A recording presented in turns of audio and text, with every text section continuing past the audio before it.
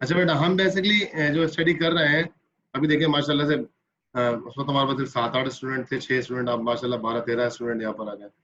तो अभी हम जो लास्ट टाइम स्टडी कर रहे थे, जो हमारा टॉपिक अभी चल रहा था, वो हम चल रहे थे कि हम बेसिकली पढ़ना चाह रहे थे कि क्रोमोसोम को हम पढ़ने के बाद ये समझना चाह रहे थे कि क्रोमोसोम जो डीएनए से मिलकर बना होता है, और एक बहुत एक्सटेंसिव और बड़ा टॉपिक है स्टूडेंट्स के लिए, और ये हमेशा बेचारा कंफ्यूजन का बायस भी बना रहता है।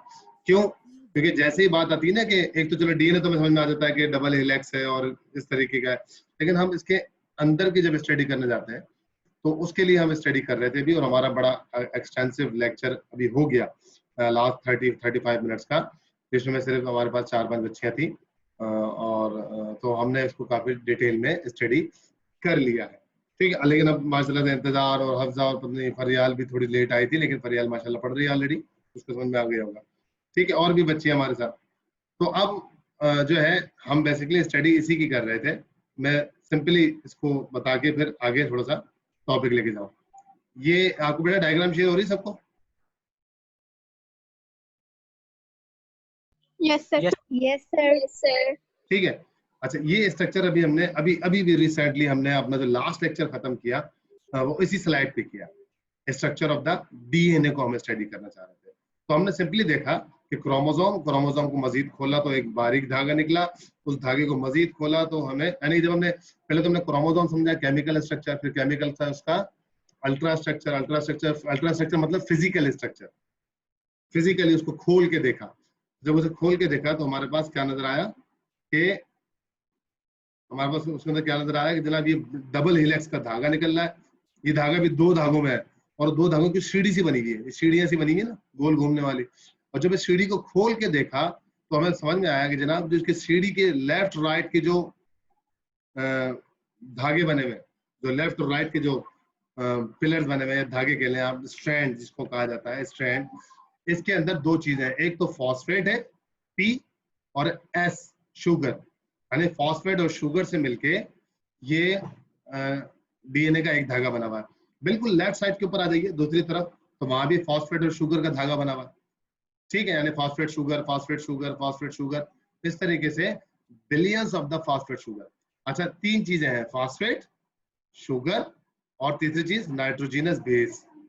अब वो G for guanine, T for thymine, C for cytosine, A for adenine, ये लिखा हुआ आपके पास राइट हैंड साइड के ऊपर, guanine, adenine, thymine, cytosine, GTAC।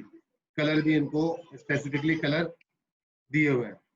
ठीक है, तो हमें बात इजीली अंडरस्टैंड हो रही है। अच्छा, अब एक नाइट्रोजनस बेस, एक न्यूक्लियोटाइड का स्ट्रक्चर क्या है? एक फॉस्फेट, एक शुगर, और एक कार्बन, और एक हमारा क्या, नाइट्रोजनस बेस, सी है तो साइटोसिन। इसी तरीके से राइट हैंड साइड से देख लें, एक फॉस्फेट, एक शुगर, और एक आपके नाइट्रोजनस बेस। अब जब ये फॉस्फेट और शुगर ने मिलकर धागा बना दिया, शुगर ने इंटरनली नाइट्रोजनस बेस को कनेक्ट कर लिया। ठीक इसी तरीके से राइट हैंड साइड से भी हो गया, लेफ्ट हैंड साइड से phosphate, sugar, nitrogenous base. Nitrogenous base को आपस में अब लिंक करना है, तो देखें अगर एक तरफ साइटोसिन है तो दूसरी तरफ ऑफ कोर्स ग्वानिन होनी है, क्योंकि cytosine always be pair with the guanine, guanine always be pair with the cytosine, 4 गफला जो हमने बताया था। अब साइटोसिन और ग्वानिन आपस में पेयर करेंगे तो 1 2 3 बॉन्ड बने हुए, देखें that is a hydrogen bond. ठीक, हाइड्रोजन बॉन्ड की मदद से आपस में जुड़े हुए होते हैं। इसी तरीके से अगर थायमिन और एडेनाइन के दरमियान में है तो वो 2 हाइड्रोजन बॉन्ड, यही डिफरेंस होता है दोनों की पेयरिंग के अंदर। ठीक है, तो हमने ये स्ट्रक्चर इस वक्त स्टडी किया था रिसेंटली हमने, इसलिए मैंने आपको सिर्फ सादा तौर पर दोबारा से समझा दिया। आप जो भी इतने सारे बच्चे ऑनलाइन हुए हैं, इनमें से मुझे बताएं कि अगर इसमें से आप पूछना चाहते हैं कोई कंफ्यूजन, कोई सवाल, ताकि इस टॉपिक को क्लियर करेंगे तो आगे हमें मजीद जेनेटिक्स समझने और मजे की लगेगी, वरना अदरवाइज जो है हम कंफ्यूज रहेंगे हमेशा। जहाँ मुझे बताइए किसी को कोई कंफ्यूजन अगर हो, या कोई सवाल करना हो, या कोई पॉइंट मुझसे मिस हो गया हो। जैसे जवेरिया ने बड़ा अच्छा बताया था मुझको कि सर आपने ये नहीं बताया कि जो ये क्वाइलिंग होती है, क्वाइलिंग के सुपर क्वाइलिंग में फिर क्वाइलिंग होती है, तो इतनी डेंसली क्वाइलिंग हो कैसे जाती है? तो फिर उसलिए होती है कि जो हिस्टोन प्रोटीन होता है वो नेगेटिवली चार्ज होता है, स्ट्रैंड धागा जो होता है वो पॉजिटिवली, और ये पॉजिटिवली, तो नेगेटिव पॉजिटिव की वजह से बहुत ज्यादा ये कंडेंस हो जाता है। तो इस तरीके से अगर कोई पॉइंट मुझसे यहाँ भी मिस हो रहा हो ठीक है ना, तो वो उसकी भी निशानदेही करें ताकि तमाम बच्चों तक वो पॉइंट पहुंच जाए। ठीक है बेटा, कोई कंफ्यूजन हो तो जल्दी से पूछें। सर एक छोटा सा क्वेश्चन था। आप बड़ा सा करें बेटा, जज़ाकल्लाह, शाबाश। सर क्वेश्चन ये था कि हमारे पास, अब देखिए आपने बताया था कहीं पे हमारे पास 3 बॉन्ड बन रहे हैं, कहीं पे 2 बन रहे हैं। क्या जैसे बन रहे ग्वानिन और हैं? साइटोसिन के अंदर 3 बॉन्ड बन रहे हैं, जी 3 रिंग्स बन रही हैं, और एडेनिन थाइमाइन में 2 रिंग्स बन रही हैं। ठीक है। तो सर ये प्यूराइन और प्यूरिमिडाइन की वजह से? नहीं देखिए, मसला देखिए क्या होता है कि साइंटिस्ट ने जब स्ट्रक्चर ऑफ डीएनए पढ़ा, डिस्कवर किया, वाटसन एंड क्रिक्स, ठीक है ना, दो साइंटिस्ट हैं वाटसन एंड क्रिक्स, और इनके साथ एक और खातून थी रोजेलिन। ठीक है, मैं आपको यकीन करें एक इंतहाई इंटरेस्टिंग बुक शेयर करूंगा, अगर आप वाकई पढ़ने वाले बच्चे हैं, आप यकीन करें। देखें, अच्छा मैं पहले आपको बात का जवाब दे दूं, तो जब उन्होंने डिस्कवरी करी, तो डिस्कवरी के स्टडी के दरमियान जो जो चीजें उनको नजर आती रही उन्होंने बता दिया। अब 2 क्यों है और 3 क्यों है, 4 क्यों है और 5 क्यों है, ये सेकेंडरी, और कोई बहुत हाई लेवल का कोई अगर केमिस्ट हो, केमिस्ट्री वाला हो, तो वो तो शायद आंसर दे दे। लेकिन क्योंकि इस वक्त हम क्या कह रहे हैं कि फिजिकल उन्होंने स्ट्रक्चर पढ़ा, और स्ट्रक्चर पढ़ के उन्होंने सामने रख दिया कि भाई डीएनए का स्ट्रक्चर हम पढ़ रहे हैं, उसमें जब गुआनिन और साइटोसिन होते हैं तो 3 हाइड्रोजन बॉन्ड नजर आ रहे हैं, जहां पर एडेनिन और थाइमिन है वहां पर 2 हाइड्रोजन बॉन्ड है। 3 हाइड्रोजन बॉन्ड ज्यादा स्ट्रॉन्ग होते हैं, 2 हाइड्रोजन बॉन्ड थोड़े से वीक, हालांकि हाइड्रोजन बॉन्ड वैसे भी वीक बॉन्ड होता है, इतना स्ट्रॉन्ग बॉन्ड नहीं होता। तो ये तो इसके स्ट्रक्चर में स्टडी करने में गुआनिन और साइटोसिन में नजर आ रहा है। ठीक है, तो मैं दूसरी बात कर रहा था कि अगर आपको बुक मैं एक शेयर करूंगा इंशाल्लाह, आपको वो बुक पढ़ के, अगर आपने यकीन करें, जो बच्चे माशाल्लाह से यहाँ पढ़ने वाले आ रहे हैं, और 8 10 12 जितने भी है, ठीक है, आप अगर उन बुक्स को स्टडी कर लेंगे ना, तो एक तो ये आपकी पंजाब बोर्ड की है, लेकिन वो दूसरी बुक में जो आपको शेयर करूंगा, अगर आप कहेंगे तो मैं शेयर करूंगा, बड़ी एक्सपेंसिव बुक है, उसकी पीडीएफ करी हुई है, और ओ लेवल वालों की है। अगर आप वो बुक पढ़ लेते हैं तो जबरदस्त वेल इलस्ट्रेटेड बुक है, हर चीज की डायग्राम दी हुई है, डायग्राम की इलस्ट्रेशंस दी हुई है, पिक्टोरियल बड़ा अच्छा समझाया हुआ है, थिंग टिकटॉक्स दी हुई है, टिडबिट्स दी हुई है, टिप्स दी हुई है। तो अगर हम तमाम चीजों को स्टडी करेंगे तो आपको वाकई टॉपिक खुल के आपके सामने आ जाएगा, आप बोलेंगे अब मजा आया पढ़ने का। ठीक है ना, तो वो बुक भी मैं आपको इंशाल्लाह शेयर कर दूंगा। ठीक है, और कोई क्वेश्चन बेचारा इसमें करना चाह रहे हैं बेटा आप में से कोई, इस स्ट्रक्चर में से पीछे आपको मैं। सर जी जी जिस बुक का आप बोल रहे हैं ना, ये सेकंड हैंड बुक मिल जाएगी शेक्स लाइब्रेरी से, ज्यादा एक्सपेंसिव नहीं पड़ेगी। बेटा, ये मिलता है तो मुश्किल है ना, मैं आपको पीडीएफ शेयर कर दूंगा, पीडीएफ पढ़ ले। जी सर, पीडीएफ सही है। पीडीएफ सही है, लैपटॉप की बड़ी स्क्रीन पे पढ़ा है, टैबलेट की बड़ी स्क्रीन पे पढ़ा है, जी easy to study. Sir book का नाम? बुक का नाम तो यही है, बायोलॉजी स्टडी है, और कहीं अपना द लिविंग बायोलॉजी के नाम से है, और ओ लेवल वालों की है। अच्छा ठीक है, ये चीज मैंने भी पढ़ाई लास्ट टाइम। देखिए, ये एक स्ट्रक्चर है नाइट्रोजनस बेस का, जो माशाल्लाह से भी बच्चों ने भी पढ़ा पीछे। अब देखिए, ये ये तस्वीर मैंने पीछे वालों को भी नहीं पढ़ाई, अब जरा गौर से देख लें। The chemical structure of the DNA, बीच वाला बताएं कौन सा स्ट्रक्चर है, केमिकल है फिजिकल स्ट्रक्चर है, ये जिसमें मेरा एरो है।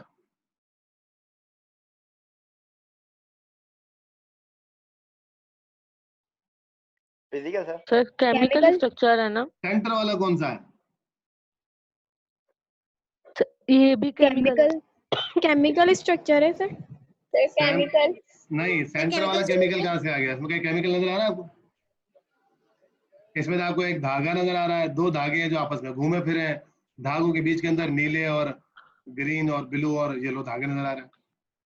तो जब आपको सिर्फ चीज सिर्फ नजर आ रही है, वो भी लकीरों की सूरत में और लाइनों की सूरत में, शेप की सूरत में, तो उसका मॉर्फोलॉजी है, स्ट्रक्चर है वो, उसको हम फिजिकल स्ट्रक्चर कह सकते हैं। क्या कह सकते हैं?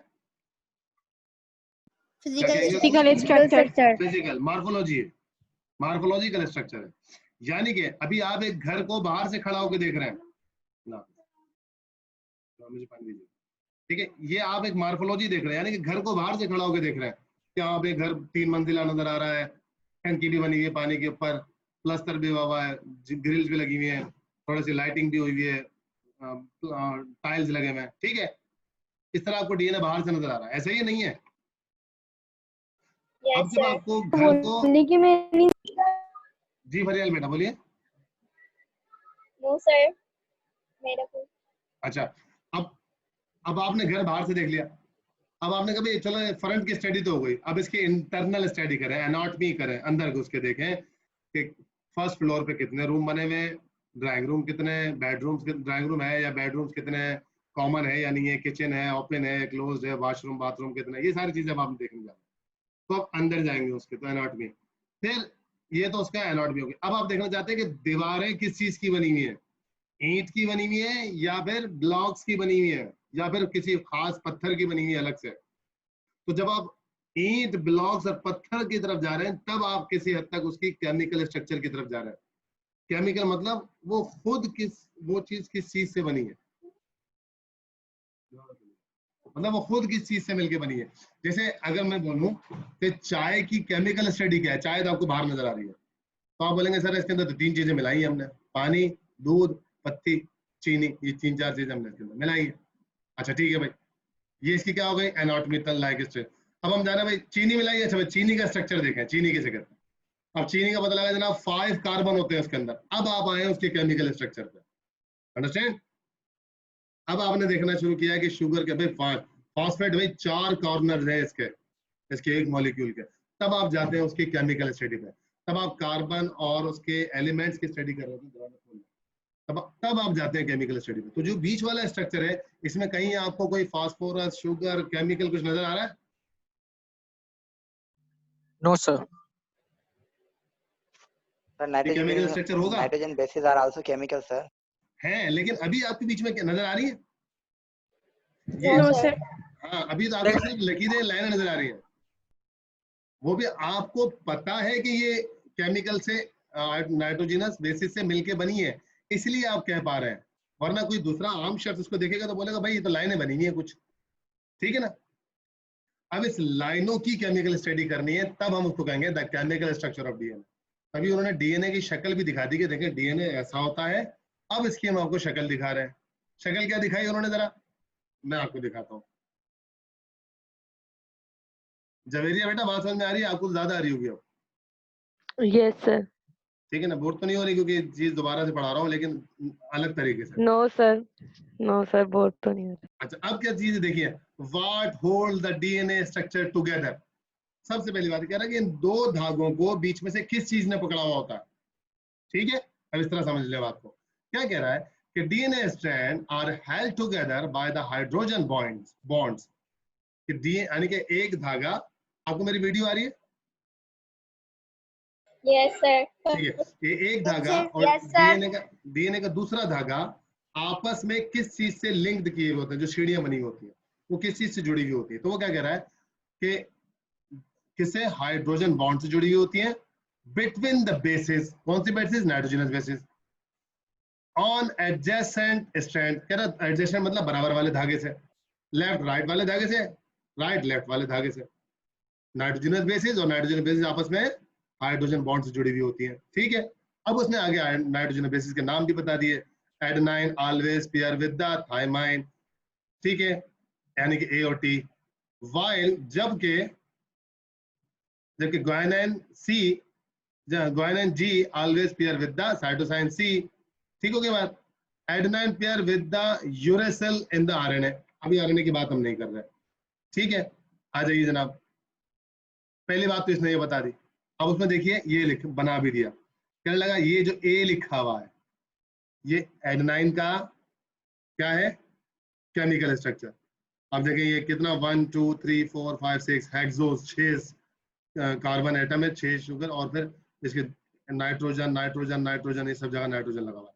क्योंकि सब जगह नाइट्रोजन है इसलिए इसको नाइट्रोजन बेस्ड इसलिए कहते हैं।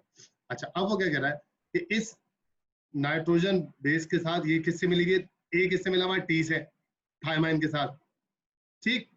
थाइमाइन में नाइट्रोजन बेस्ड है, चारों ही नाइट्रोजन बेस्ड है। जब एडेनाइन और थाइमाइन मिल रही है तो कितने हाइड्रोजन बॉन्ड बना रही है, 2। ये देखें, मैंने एरो पे चलिएगा और वर्ड गौर से सुनिएगा, ये बना हुआ हाइड्रोजन बॉन्ड। तो पता लगा एडेनाइन और थाइमाइन के दरमियान 2 हाइड्रोजन बॉन्ड होता है, जो अभी इंतजार भी जो क्वेश्चन कर रहे थे, ठीक है।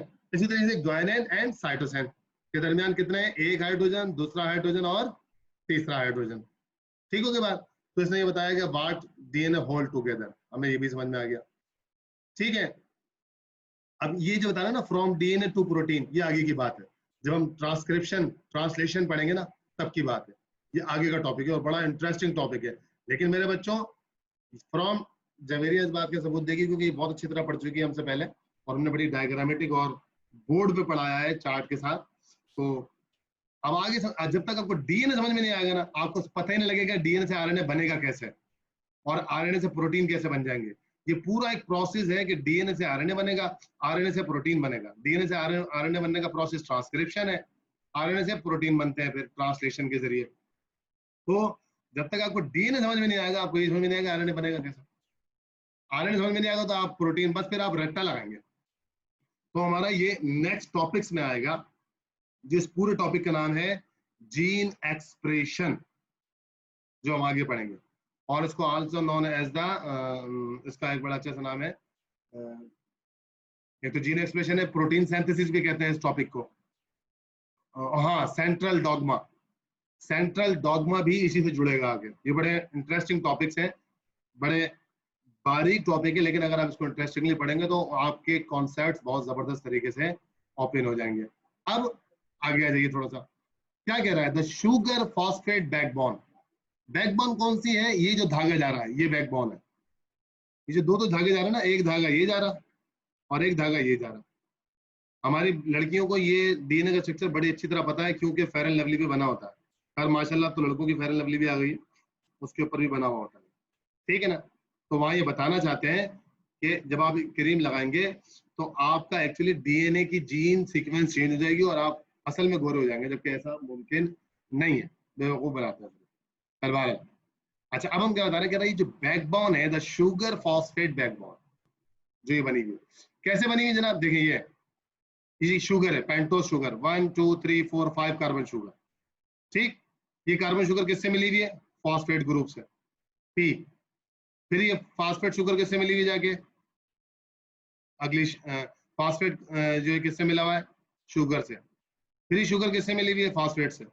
फिर ये फॉस्फेट किससे मिला हुआ, अगली शुगर से। तो इस तरह phosphate sugar phosphate sugar phosphate sugar का पूरा एक स्ट्रैंड, ये धागा बन जाता है। नीचे रीडिंग कर लेता है, क्या कह रहा है, DNA is the polymer. Polymer मतलब एक एक यूनिट का नहीं बना हुआ, बहुत सारे यूनिट इसके अंदर मिले हुए, शुगर के और दूसरे फॉस्फेट के, made up of the unit called the nucleotide, ठीक है। न्यूक्लियोटाइड हम आगे देख चुके हैं ऑलरेडी, ठीक। The nucleotide are the made up of the 3 different compound, कौन कौन से, एक तो पेंटोस शुगर है, दूसरा फॉस्फेट ग्रुप है जो ऊपर आपको दोनों पर नजर भी आ रहा है, और तीसरी चीज क्या है उसमें, नाइट्रोजनस बेस, ये लगी हुई, ठीक। और there are the 4 different nitrogenous bases, ये आपके पास स्ट्रक्चर आ गया। मैं आपको कह रहा था ना कि मैं आगे जाके आपको केमिकल स्ट्रक्चर भी दिखाऊंगा नाइट्रोजनस बेस के। अगर आप सिर्फ नाइट्रोजनस बेस की एक डंडी खींच दें और उसके नीचे लिख दें नाइट्रोजनस बेस, तब उसका वो मॉर्फोलॉजिकल स्ट्रक्चर होगा। लेकिन अगर आप जब इस तरह लिख के बनाएंगे, इस तरह जैसे आपके सामने स्क्रीन पर मौजूद है, तो that will be show the chemical structure of the nitrogenous base, क्योंकि इसके अंदर आप उसके पेंटोस कॉर्नर है या हेक्सोस कॉर्नर है वो भी दिखा रहे हैं, उसके अंदर कितने नाइट्रोजन है ये भी दिखा रहे हैं, कितने हाइड्रोजाइल ग्रुप है ये भी दिखा रहे हैं, कितने हाइड्रोजन कितने अमाइनो एसिड ग्रुप है सब दिखा रहे हैं। तो जब आप ये बता रहे हैं तो now you are talking about the chemical structure. अब आपके पास एडेनिन, थाइमिन, गुआनिन, साइटोसिन, ये सारे स्ट्रक्चर मौजूद है। मैं क्लास खत्म करते ही जितने भी मैंने आपको भी डायग्राम्स पढ़ाई हैं, जितनी भी आपको मैंने पिक्चर्स अभी दिखाई हैं, इनसे स्टडी लेक्चर तो अपलोड हो ही जाएगा, लेक्चर से भी आप पिछला वाला लेक्चर भी वाला लेक्चर भी, तो इंशाल्लाह इन दोनों लेक्चर से आपको सबसे पहली बात क्रोमोसोम क्लियर हो जाएगा, क्रोमोसोम का केमिकल स्ट्रक्चर क्लियर हो जाएगा, क्रोमोसोम के केमिकल के बाद ultra structure of the chromosome clear हो जाएगा, फिर उस स्ट्रक्चर से निकलने वाला डीएनए क्लियर हो जाएगा, फिर डीएनए का भी जो मॉर्फोलॉजिकल स्ट्रक्चर है आपके सामने, फिर उससे आपका केमिकल स्ट्रक्चर भी क्लियर हो जाएगा। यकीन रखें जब आपको क्रोमोसोम एंड केमिकल स्ट्रक्चर ये इतने बड़े एक्सटेंसिव टॉपिक क्लियर हो जाएंगे, तब आप अपनी बायोलॉजी को खुद से देखिएगा कि आपको मजा आने लगेगा बायोलॉजी को पढ़ने में। क्यों? क्योंकि बुनियाद है जेनेटिक्स बायोलॉजी की। अगर किसी की जेनेटिक्स अच्छी होती है तो वो दूसरे टॉपिक्स के ऊपर भी बड़ी अच्छी ग्रिप हासिल कर लेता है और बायोलॉजी को भी बहुत इस तरह डिपेंड करता है। ठीक है बेटा, ये बात, ये डायग्राम समझ में आ गई? इसमें कोई क्वेश्चन है या कंफ्यूजन है तो पूछ लें।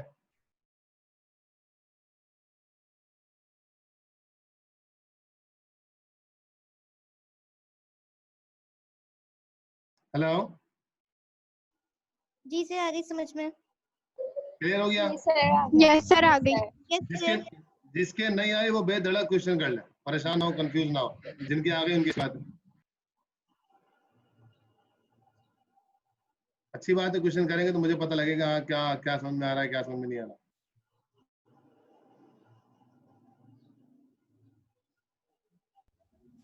सर शायद मुझसे कल की क्लास मिस हो गई थी, तो मैं कल की क्लास के हिसाब से स्टडी करके फिर आपसे सवाल करूंगा।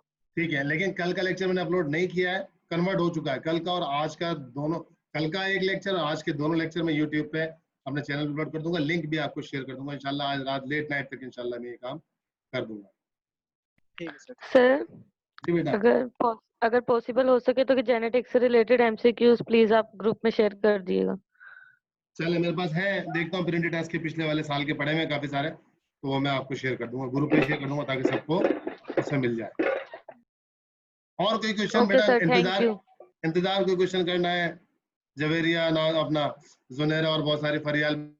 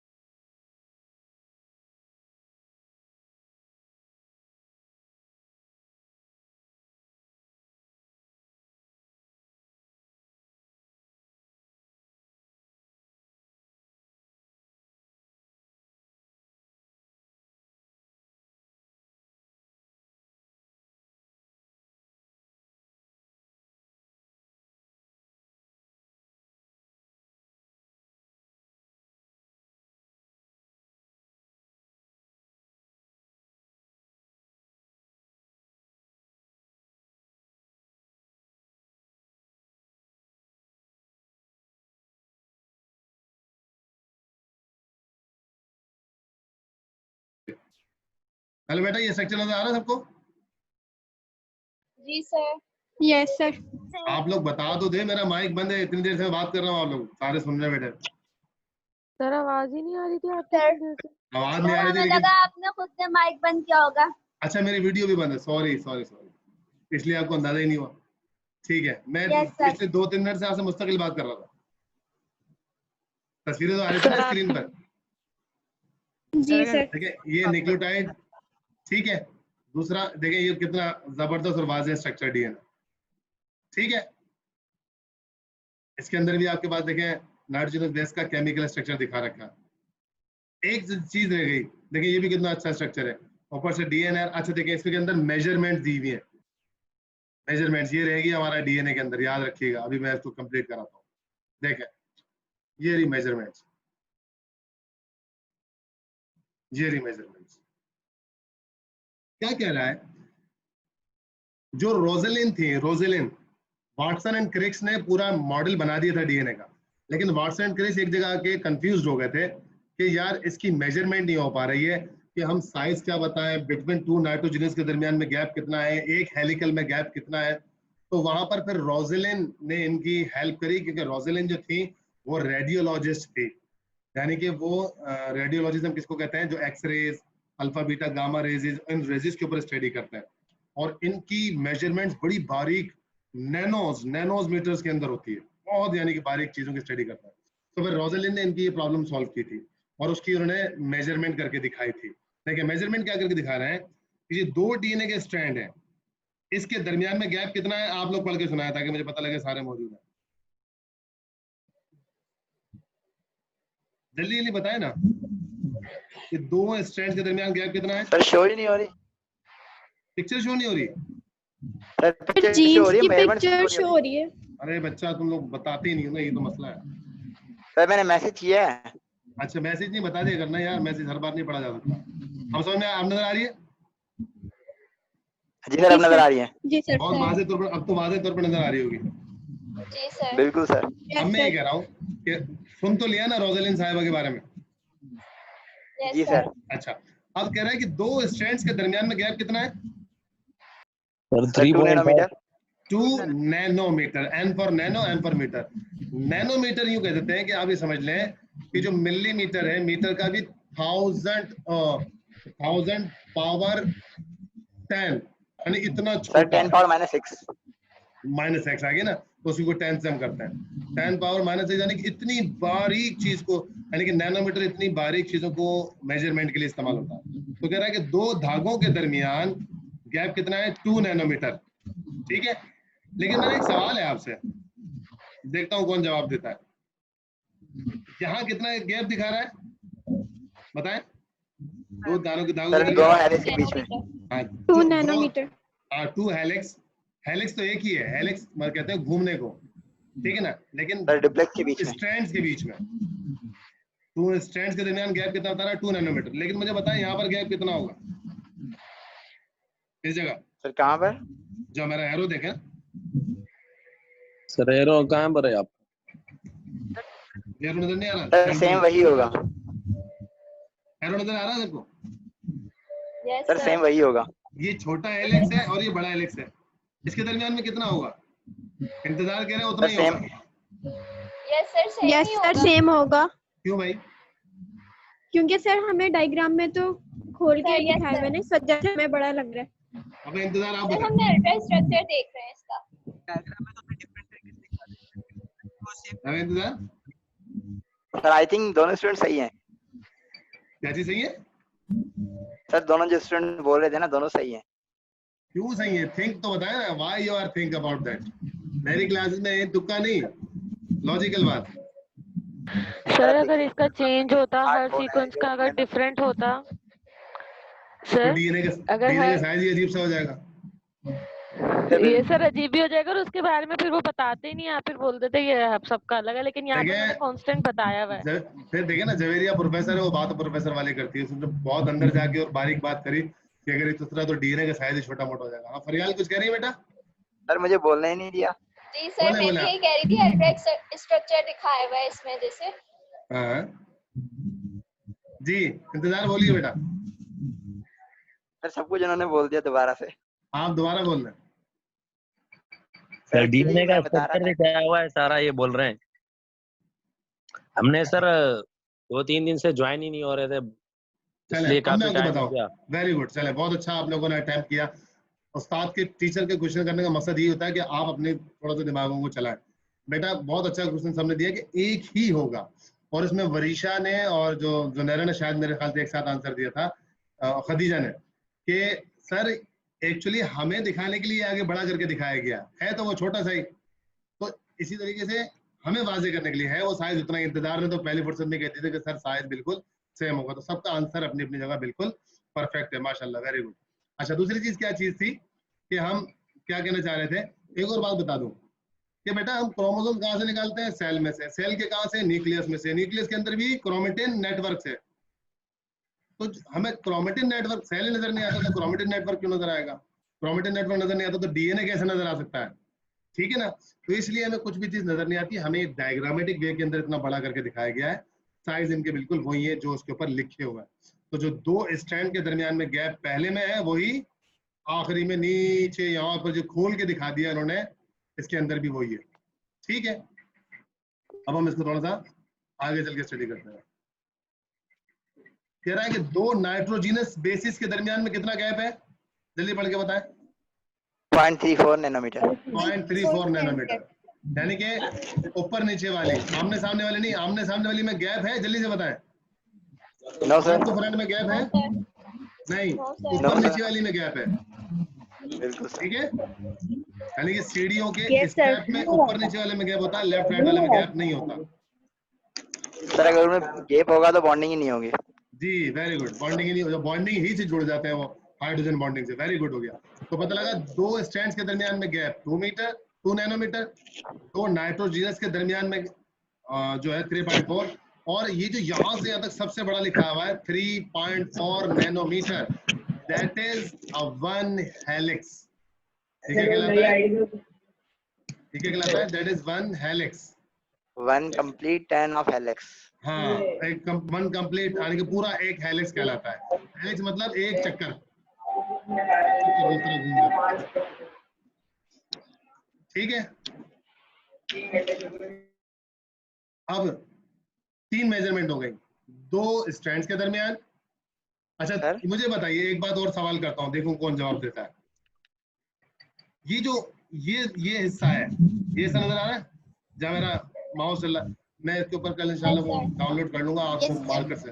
ये हिस्सा जहाँ से ये दोनों आपस में स्ट्रैंड मिल रहे हैं, मुझे बताएं यहाँ कितना गैप है? सर यहाँ पर भी सेम ही है 2 नैनोमीटर, क्योंकि ये जो 2 मिल रहे हैं ना, ये नैनोमीटर सिर्फ होगा हमें सर। ऐसे नजर आ रहे हैं, बट ये होते अच्छा, इक्वल ही जवेरी है। आहिस्ता, अब बच्चों को सोचने दें। परियाल बताइए। यस सर, सेम ही है यहाँ पे भी। क्यों, ये तो मिले हुए नजर आ रहे हैं, ये तो मिले हुए नजर आ रहे हैं।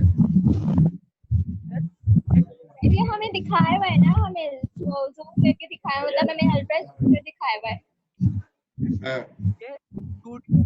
हाँ, चले दिखाया हुआ, वेरी गुड। ये आपने गोल वाली सीढ़ियां देखी जो ऊपर चढ़ती हुई, कभी चढ़े उसके ऊपर? Yes sir.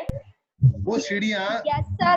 बाहर से देखने में ऐसा लगता है कि ऐसे ऊपर जाके दोनों आपस में मिल रही है, यस जब उसके आप चढ़ते हुए जाते तो इसका मिलती है वो। No sir. पहले स्टेप में अगर 2 दीवारों के दरमियान 2 फीट का गैप है तो ऊपर तक 2 फीट का गैप ही जाता रहेगा।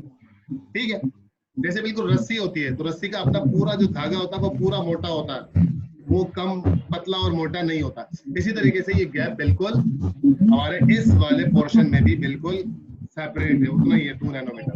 ठीक है, तो इस तरीके से मेजरमेंट हो गई। अच्छा, अब आपको ये पोर्शन समझ में आ रहा है इसका, डीएनए का? अच्छा, डीएनए का ये ऊपर, देखिए ये डीएनए का ऊपर वाला कौन सा मॉडल है? Morphological structural. ठीक है, यस सर। नीचे वाला कौन सा मॉडल है? Chemical structure. जोर से बताया, खदीजा ने जबरदस्त जवाब दिया। दूसरा ये कौन सा है? Chemical structure. Chemical structure. सब बताएं, केमिकल ये कुछ और है? Sir chemical. Sir chemical very structure. Good. अच्छा, ये कौन था, ये कौन बताएगा? मॉर्फ। अब आया ना ए, मॉर्फोलॉजी। Sir morphology. मॉर्फोलॉजी भी कह सकते हैं इसको, लेकिन ये फिजिकल स्ट्रक्चर, ये कौन सा है? Physical sir. Physical structure. क्यों? मॉडल है पूरा ये, क्योंकि आप ये जो आपने मॉर्फोलॉजी ये वाला बनाया हुआ ना ऊपर वाला, इसको आप हाथ नहीं लगा सकते। ठीक है, लेकिन जो आप ये बॉल से आप अक्सर अपनी केमिस्ट्री लैब में रखा हुआ देखते हैं, तो यहाँ पर ये बायो लैब में, तो यहाँ पर ए, तो इसके अंदर आप हाथ लगा सकते हैं। देखें, एक ये डिस्क्रिप्शन भी उन्होंने कहीं नीचे दे रखी होगी, अगर एबीसी लिखा है, नहीं लिखा है एबीसी की डिस्क्रिप्शन नहीं दे। अच्छा, आप मुझे ये बताएं कि जो ये केमिकल स्ट्रक्चर की जो पेयरिंग है, देखिए इसने कितनी अच्छी बना के दी है, मानते मैं कहता हूँ अगर आप डायग्राम से पढ़ते रहे तो बहुत अच्छी बात। अब आप सबका होमवर्क पता है क्या है? अपने अपने लफ्जों में सिर्फ स्ट्रक्चर ऑफ डीएनए का, chemical structure of DNA describe करना। सिंपल नाइट्रोजनस बेसिस बतानी है, नाइट्रोजनस बेस का स्ट्रक्चर बताना है, नाइट्रोजनस बेस आपस में किस तरह बॉन्डिंग करती हैं, कितनी कितनी बॉन्डिंग करती हैं, 2 कहाँ पर है, 3 कहाँ पर है, शुगर पेंटोस कौन सी होती है। अपने लफ्जों में, चाहे गलत लिखे, मैं अभी भी कह रहा हूँ, सिर्फ तस्वीर देखते रहें, पिक्चर देखते रहें और उसको अपने लफ्जों में डिस्क्राइब करते रहें, यही आपके सबसे बेस्ट नोट्स होंगे। अब देखिए जनाब, 3 5 समझ में नहीं आ रहा था ना किसके, तो यहाँ देख लें, देखिए क्या लिखा हुआ, ये 5, ये लिखा हुआ 3, ये लिखा हुआ 5, समझ आ रहा है? ये 3 से दूसरे फॉस्फेट जुड़ेगी, 5 से दूसरी फॉस्फेट जुड़ेगी, 3 से दूसरी फॉस्फेट जुड़ेगी, 5 से दूसरी फॉस्फेट जुड़ेगी, ऊपर से नीचे आते हुए, नीचे से ऊपर जाते हुए 5 से एक और फॉस्फेट जुड़ेगी, तीसरी से नीचे वाली जुड़ेगी, 5 से ऊपर वाली जुड़ेगी, तीसरी से नीचे वाली जुड़ेगी। समझ आ गई बात? अब देखिए बिल्कुल नीचे दिखाई हुई थी 1 2 3 4 5 कार्बन, ये रहा 0, ये आ गया। ठीक है, अब इस तरीके से आप इस, मैं नहीं समझता कि इससे अच्छी और आसान आपके पास डिस्क्रिप्शन डीएनए की इतनी वाज़ेह तौर पे मॉर्फोलॉजिकल स्ट्रक्चर और केमिकल स्ट्रक्चर आपके सामने मौजूद है। इसमें अगर कोई कंफ्यूजन है तो मजीद आप एक बार नहीं 10 बार क्वेश्चन कर सकते हैं, क्योंकि आप इसको जितना पढ़ेंगे उतने आपके दिमाग में क्वेश्चन आएंगे। ठीक है बेटा, ये हो गया हमारा स्ट्रक्चर ऑफ डीएनए, क्रोमोसोम्स। अब हमारा नेक्स्ट होगा क्रोमोसोमल थ्योरी। क्रोमोसोमल थ्योरी क्या है, फिर हम आगे मेंडलिज्म और फिर जो आगे इसके टॉपिक्स हैं उसकी तरफ बढ़ेंगे। ठीक है, फी अमान अल्लाह, अल्लाह हाफिज। अल्लाह हाफिज़ सर। सवाल अल्लाह WhatsApp पे कर हाफिज लीजिएगा। सर। अल्लाह हाफिज सर। अल्लाह हाफिज। सवाल जो हो WhatsApp पे कर लीजिएगा। ठीक है बच्चों, अल्लाह हाफिज। अल्लाह हाफिज सर। जज़ाकल्लाह।